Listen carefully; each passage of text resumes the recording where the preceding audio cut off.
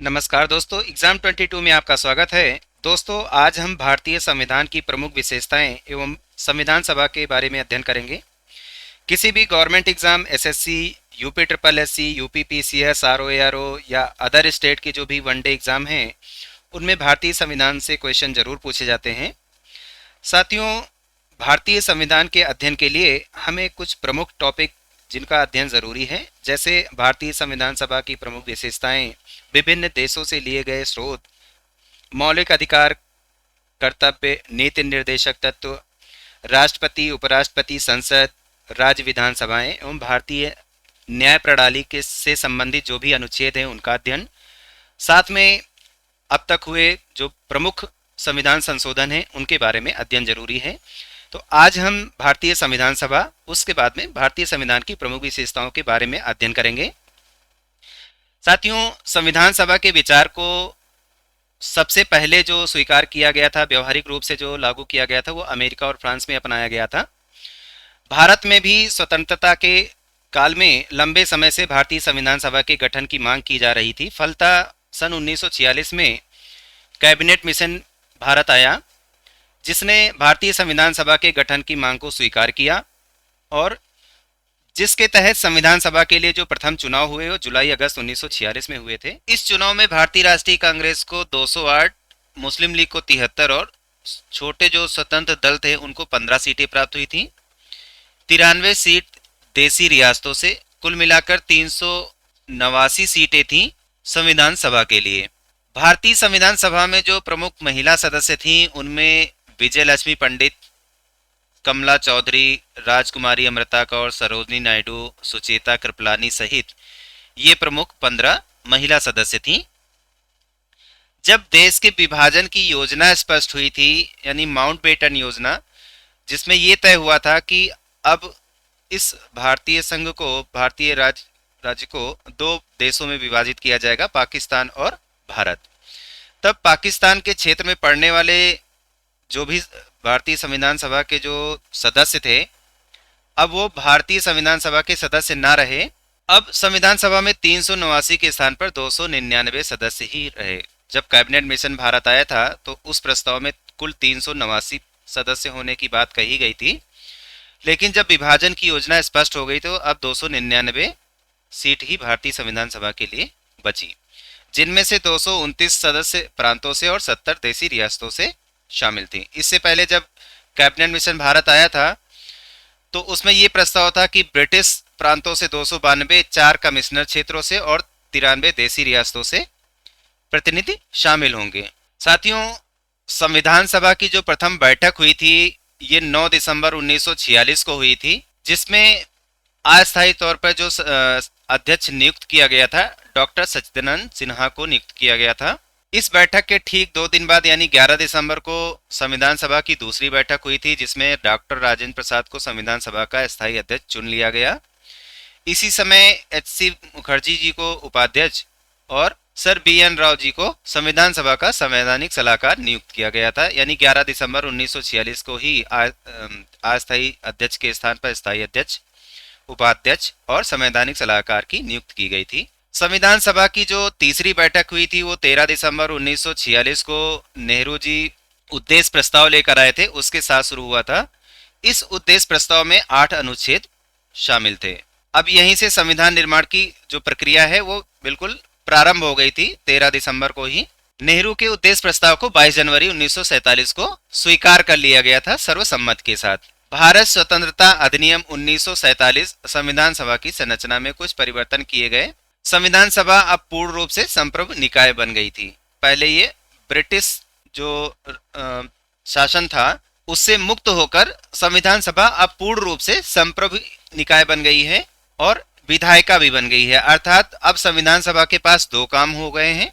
एक तो स्वतंत्र भारत के लिए संविधान बनाना, दूसरा देश के लिए जो सामान्य कानून है उनको लागू करना। हम कह सकते हैं कि संविधान सभा ही स्वतंत्र भारत की पहली संसद भी बनी थी। जब भी इस सभा की बैठक संविधान सभा के रूप में होती तो इसकी अध्यक्षता डॉक्टर राजेंद्र प्रसाद जी करते और विधायिका के रूप में होती तो जीवी मावलंकर जी इसकी अध्यक्षता करते थे। इंपॉर्टेंट फैक्ट है, अब ये पूछा जा सकता है। संविधान सभा की कुछ प्रमुख समितियां थीं जहां से अक्सर एग्जाम में क्वेश्चन पूछा जाता है। संघ समिति के जो अध्यक्ष थे वो पंडित जवाहरलाल नेहरू। संघीय संविधान समिति, ये भी पंडित जवाहरलाल नेहरू इसके अध्यक्ष थे। और राज्यों के लिए जो समिति थी उसके लिए भी पंडित जवाहरलाल नेहरू इसके अध्यक्ष थे। प्रारूप समिति, सभी को पता है, डॉक्टर भीमराव अंबेडकर जी इस समिति के अध्यक्ष थे। इसके अलावा इसमें इस प्रारूप समिति में कुल 6 सदस्य थे। प्रांतीय समिति के जो अध्यक्ष थे वो डॉक्टर सरदार वल्लभ भाई पटेल थे। मौलिक अधिकारों व अल्पसंख्यकों से संबंधित जो परामर्श समिति थी उसके भी अध्यक्ष सरदार वल्लभ भाई पटेल थे। संचालन समिति के जो अध्यक्ष थे डॉक्टर राजेंद्र प्रसाद। इसके अलावा कुछ छोटी समितियां थीं जिससे संविधान सभा के कार्यों से संबंधित जो समिति थी उसमें जीवी मावलंकर जी। कार्य संचालन समिति डॉक्टर के.एम. मुंशी जी। सदन समिति के पट्टाभी सीतारमैया। राष्ट्रध्वज यानी झंडा समिति भी कह सकते हैं इसको, डॉक्टर राजेंद्र प्रसाद। इसी तरीके से क्रेडेंशियल समिति में अल्लादी कृष्णा स्वामी अय्यर जी। मौलिक अधिकार अल्पसंख्यक और इनके बहिष्कृत क्षेत्रों के लिए जो सलाहकार समिति नियुक्त की गई थी उसके लिए सरदार वल्लभ भाई पटेल जी थे। वित्त और कर्मचारी समिति डॉक्टर राजेंद्र प्रसाद जी थे। आयुक्तों के जो प्रांतों के लिए समिति बनी हुई थी उसमें पट्टाभी सीतारमैया। सर्वोच्च न्यायालय के लिए जो तदर्थ समितियां बनाई गई थी उसके लिए एस वरदाचार्य जी इसके अध्यक्ष थे। तो आप इसका स्क्रीनशॉट ले सकते हैं। इन समितियों से क्वेश्चन आता है जिसमें खासतौर से प्रारूप समिति, झंडा समिति और संघ समिति के बारे में जरूर पूछा जाता है। भारतीय संविधान के जो सलाहकार हैं वी.एन. राव द्वारा संविधान का जो पहला प्रारूप प्रस्तुत किया गया था उसमें 243 अनुच्छेद थे और 13 अनुसूचियां थी। भारत के जो संविधान है उसके पिता की जो संज्ञा दी जाती है डॉक्टर भीमराव अंबेडकर जी को दी जाती है। संविधान सभा द्वारा 2 वर्ष 11 माह 18 दिन में संविधान को पूर्ण रूप से तैयार कर लिया गया था और 26 नवंबर 1949 को संविधान को अंगीकार कर लिया गया था और ठीक इसी दिन 16 अनुच्छेद भी लागू कर दिए गए थे। इम्पोर्टेंट फैक्ट है, पूछा जाता है, जिसमें से ये अनुच्छेद 5, 6, 7, 8, 9 ये तो नागरिकता से संबंधित है। इसके आगे ये राष्ट्रपति के शपथ की प्रक्रिया है। फिर इसके आगे और भी जब हम भारतीय संविधान के अनुच्छेदों को पढ़ेंगे तो विस्तृत जानकारी उसमें प्राप्त करेंगे। 26 जनवरी 1950 को संपूर्ण संविधान देश में लागू कर दिया गया था। 26 नवंबर को भारत में संविधान दिवस के रूप में मनाया जाता है। अब कुछ इंपॉर्टेंट फैक्ट हैं संविधान से संबंधित। प्रेम बिहारी नारायण रायजादा जी ने मूल संविधान को हस्तलिखित किया था, यानी हाथ से लिखा था।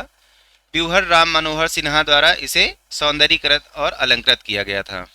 मूल संविधान के हिंदी संस्करण को वसंत कृष्ण वैद्य द्वारा सुलेखित किया गया था। संविधान सभा के लिए जो मुहर था वो हाथी था, हाथी को मुहर के रूप में अपनाया गया था। ये कुछ इंपॉर्टेंट फैक्ट हैं संविधान से संबंधित। अब हम भारतीय संविधान की प्रमुख विशेषताओं के बारे में पढ़ेंगे। साथियों, भारतीय संविधान की सबसे जो प्रमुख विशेषता है लिखित और विस्तृत संविधान। ये विश्व का सबसे विस्तृत संविधान है। इसके मूल संविधान की एक प्रस्तावना है, 395 अनुच्छेद, 22 भाग और 8 अनुसूचियां हैं मूल संविधान में। वर्तमान में 465 अनुच्छेद, एक प्रस्तावना, 25 भाग और 12 अनुसूचियां हैं। लेकिन जो संख्याक हैं यानी जो अनुच्छेदों की संख्या है मूल रूप से वो 395 ही है। भारतीय संविधान विश्व का सबसे विस्तृत संविधान है। दूसरी इसकी जो प्रमुख विशेषता है वो संविधान की प्रस्तावना, संप्रभुता और लोकतंत्रात्मक गणराज्य। भारतीय संविधान का जो प्रारंभ है एक उत्कृष्ट प्रस्तावना से होता है, अर्थात जिसमें जनता की सारी भावनाएं, आकांक्षाएं निहित हैं, जनता का कल्याण निहित है। भारत एक संप्रभु संपन्न राज्य है, अपने आंतरिक और वैदेशिक नीतियों को स्वयं निर्धारित करता है, यानी भारत पर किसी भी प्रकार का कोई भी बाह्य नियंत्रण अब नहीं है। भारत का जो लोकतंत्रात्मक गणराज्य है, भारत का जो शासन है भारतीय जनता द्वारा निर्वाचित प्रतिनिधि ही संचालित करेंगे और भारत के सभी नागरिकों को अपनी योग्यता अनुसार छोटे बड़े सभी पदों पर पहुंचने का अधिकार है। यानी भारतीय संविधान भारत के सभी नागरिकों को यह अधिकार देती है कि वो अपनी योग्यता अनुसार छोटे बड़े सभी पदों पर पहुंच सकते हैं। भारतीय गणराज्य का जो अध्यक्ष है वो राष्ट्रपति एक निर्वाचित व्यक्ति होगा। ब्रिटेन की तरह कोई अनुवांशिक व्यक्ति नहीं होगा, यानी यहाँ पर कोई महारानी या महाराजा नहीं होंगे।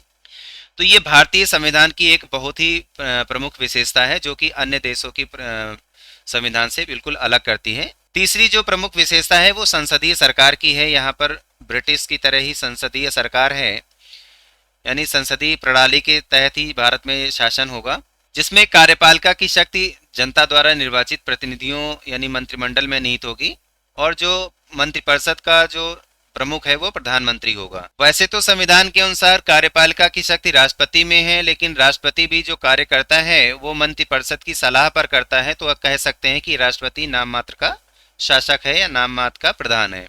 भारतीय संविधान की चौथी जो मूल विशेषता है वो भारतीय संविधान के जो मूल अधिकार और राज्य के नीति निर्देशक तत्व हैं। भारतीय संविधान में अनुच्छेद 12 से 35 तक में यानी भाग 3 में भारतीय नागरिकों को कुछ मूल अधिकार दिए गए हैं, जो कि इस लोकतंत्रात्मक शासन की एक प्रमुख विशेषता है। ठीक इसी तरीके से अनुच्छेद 36 से 51 तक भारतीय संविधान में नीति निर्देशक तत्वों का वर्णन किया गया है, जिनका पालन करना राज्य का कर्तव्य है। यानी मूल अधिकार जो भारतीय नागरिकों को दिए गए हैं ये विधायिका और कार्यपालिका की जो असीमित शक्ति है उसको मर्यादित करते हैं, यानी निरंकुशता को रोकते हैं, और भारतीय नागरिकों की गरिमामयी जीवन जीने को अधिकार प्रदान करते हैं। नीति निर्देशक तत्वों को न्यायालय द्वारा लागू नहीं कराया जा सकता है। अगली जो पांचवी प्रमुख विशेषता है भारतीय संविधान की वो एकीकृत और स्वतंत्र न्याय प्रणाली है, यानी पूरे देश के लिए एक ही कानून लागू है और शीर्ष स्तर पर सर्वोच्च न्यायालय और राज्य स्तर पर उच्च न्यायालय और अधीनस्थ न्यायालय की व्यवस्था की गई है। सर्वोच्च न्यायालय संघीय अदालत है जो कि संवैधानिक मूल अधिकारों का संरक्षक भी है।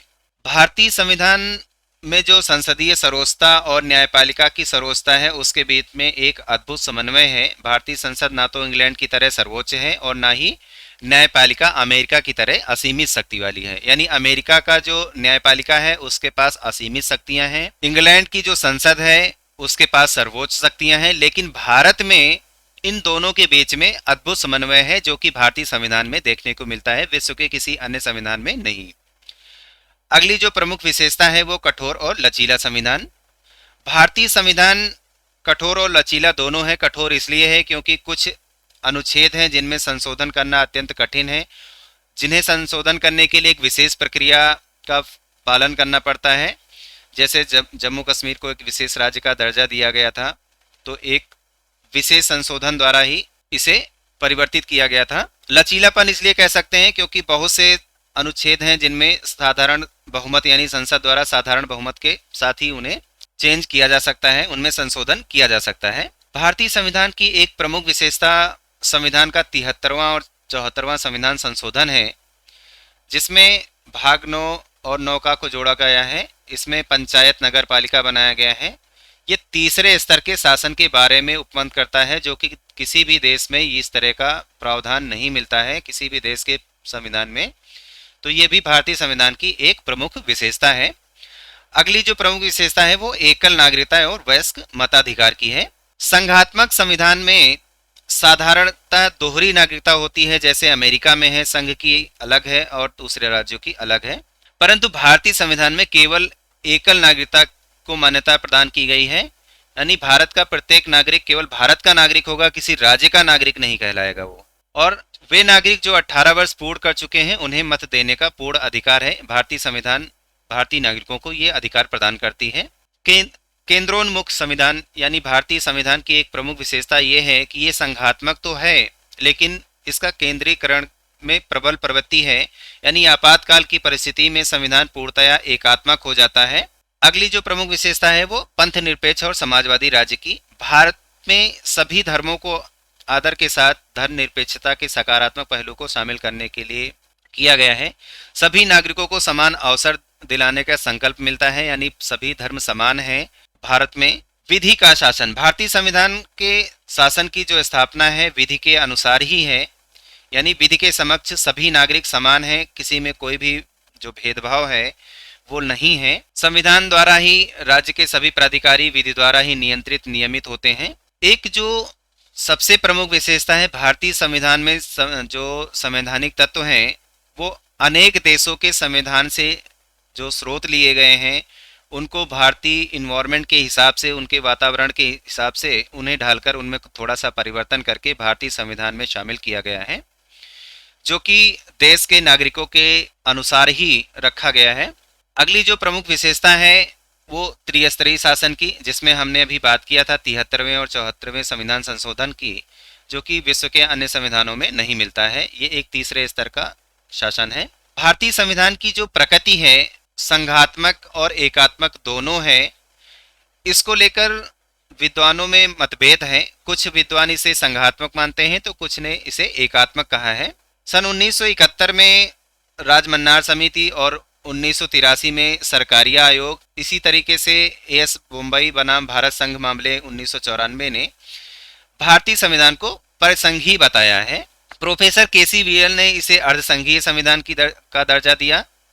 आचार्य दुर्गादास बसु ने बहुत ही व्यवहारिक दृष्टिकोण से कहा था कि संविधान ना तो शुद्ध परिसंघीय है और ना ही एकात्मक है, अर्थात ये दोनों का संयोजन है।